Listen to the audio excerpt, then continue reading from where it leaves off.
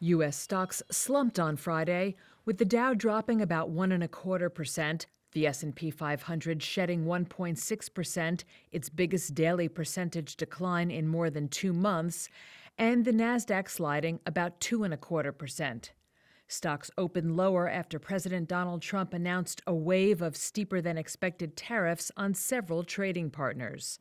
Meanwhile, data showing a major slowdown in U.S. job growth further dented investor confidence.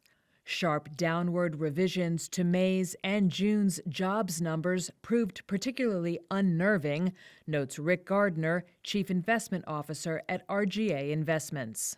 That was where I felt like we were in peak uncertainty. We had tariffs, we had whether or not the tax code was going to get extended, the situation with Iran. There were a lot of things going on, and uncertainty tends to cause maybe a little bit of reluctance if you're an employer when making hiring decisions. So I think it's interesting that as we get these revisions, those numbers are receding back.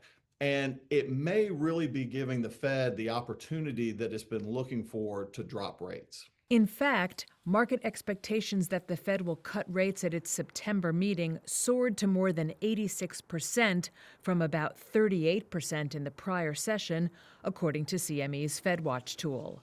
Among Friday's stock moves, Amazon was the biggest drag on all three of Wall Street's main indexes, spiraling more than 8% after the company failed to meet lofty expectations for its Amazon Web Services cloud computing unit.